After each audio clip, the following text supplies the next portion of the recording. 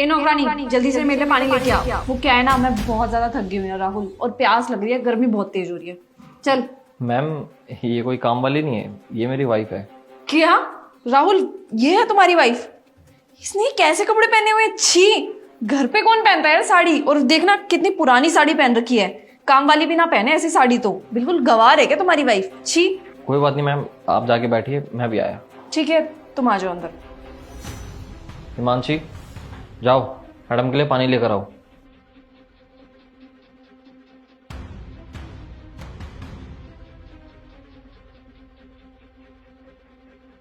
यार राहुल, तुम देखो कितने अच्छे हो यार, कितनी परवाह करते हो मेरी, कितना ख्याल रखते हो मेरा। और मेरे पति को देखना, पता नहीं, मुझे तो समझ में नहीं आता मैंने उस आदमी से शादी क्यों ही की।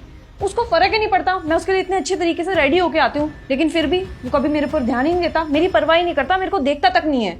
और यार तुम देखो कितने अच्छे हो, मेरा कितना ख्याल रखते हो, मेरी सारी बातें मानते हो।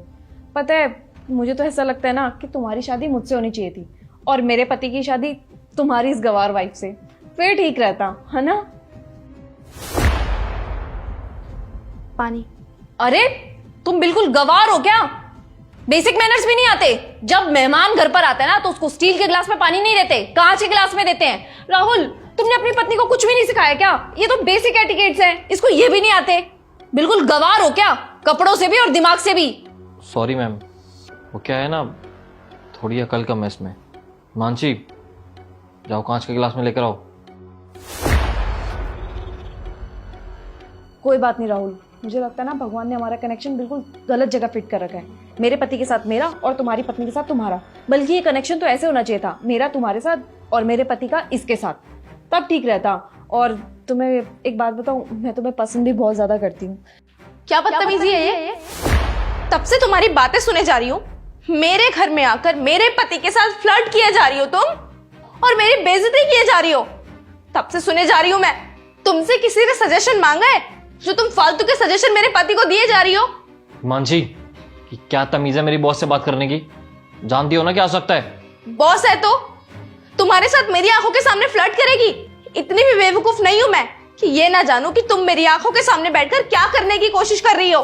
बॉस हो गया आप अपने ऑफिस में, मेरे घर पे नहीं। तुम पागल वागल हो क्या?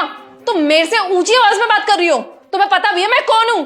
बिल्कुल गवार हो, है ना? राहुल, तुम्हारे सामने तुम्हारी पत्नी मेरी बेइज्जती करी जा रही है और तुम इसको कुछ कह भी नहीं रहे। ये तो है ही दिमाग से गवार। और तुम मेरे को ऑफिस में आकर के मिलो, मैं तुम्हें तब बताती हूँ। मैम मैम मेरी बात तो सुनिए। मैम देखा क्या किया तुमने? अरे तुम्हारी वजह से मेरी बॉस नाराज होकर चली गई। अरे तुम्हारी इस हरकत की वजह से ना मेरा प्रमोशन रुक जाएगा। तुम्हारी बॉस यहाँ से गुस्सा होकर उठ के चली गई, तुम्हें उसकी पड़ी है, लेकिन तुम्हारी बीवी जो महसूस कर रही है तुम्हें उसकी कोई फिक्र नहीं है। तो अरे जब मेरी बीवी को ही मेरी परवाह नहीं है तो मैं अपनी बीवी की परवाह क्यों करूं? यार मैंने ऐसा कब कहा कि मेरे को आपकी परवाह नहीं है? देखो हिमांशी, अगर तुम्हें मेरी परवाह 1% भी होती ना तो आज मुझे सब दिखावा नहीं करना पड़ता। मुझे मेरी बॉस को मेरे ही घर पे बुला के ये सब नाटक नहीं करना पड़ता। ये सब कुछ ना मैंने तुम्हें सबक सिखाने के लिए किया है। क्या मतलब? लगता है तुम आज सुबह की ही बात भूल गई। याद दिलाऊं? हिमांशी ये क्या कपड़े पहन रखे यार तुमने? यार थोड़ा तो ढंग के बन के रखो कम से कम। इतनी सारी अच्छी अच्छी ड्रेसेस है तुम्हारे पास, तुमने पता नहीं क्या ये फालतू सी साड़ी पहन रखी है। आंटी अभी तुमसे अच्छी साड़ी पहनती होंगी, पता नहीं क्या पहन रखा है ये। इसको चेंज करके आओ अभी के अभी, जाओ। हाँ तो घर में कौन तैयार होके बैठता है? घर में तो सब ऐसे ही बैठते हैं ना। ठीक है हिमांशी, मेरे को समझ में आ रहा है तुम कंफर्टेबल हो, लेकिन यार कभी कभी तो तुम मेरे लिए सच धज के बैठ सकती हो ना। यार आप मेरी बात समझ क्यों नहीं रहे हो? शादी हो चुकी है हमारी, पति पत्नी है अब हम, गर्लफ्रेंड बॉयफ्रेंड नहीं है। और शादी के बाद ना ऐसे ही रहा जाता है। मम्मी पापा हमारे वो भी तो ऐसे ही रहते आ रहे हैं ना। देखो मेरी बात सुनो, मैं ना ऐसे ही रहूंगी। अब आपको मुझसे प्यार है या मुझे अच्छी ड्रेसेस में देखकर ही आपको मुझसे प्यार होगा? ठीक है, बोलना ही बेकार है तुमसे, तो रहो जैसे रहना है।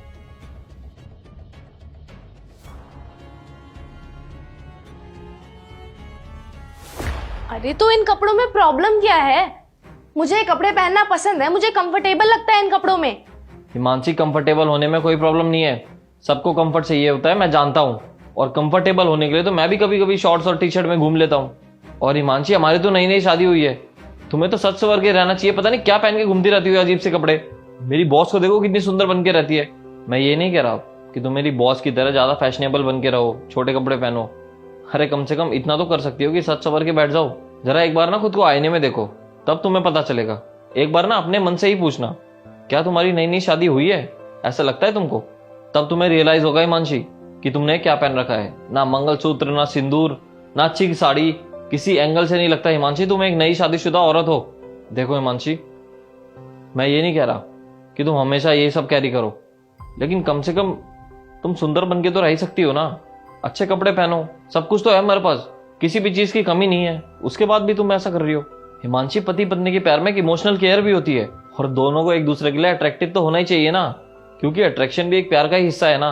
और जब तुम अट्रैक्टिव लगोगी तो मेरे को भी कितनी खुशी होगी तुम्हें देखकर।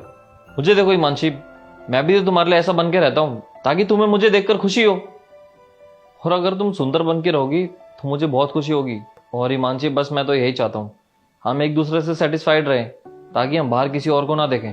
आई होप तुम्हें मेरी बात समझ में आई होगी। जी हाँ, शायद आप जो मुझे समझाने की कोशिश कर रहे हो ना, वो समझ चुकी हूँ मैं। अब वादा करती हूँ कि आगे से आपकी ये बात ध्यान रखूंगी। और आज कहीं बाहर चले लंच पे? वैसे भी हमें साथ में टाइम गुजारे बहुत टाइम हो गया है, तो मैं भी तैयार हो जाती हूँ।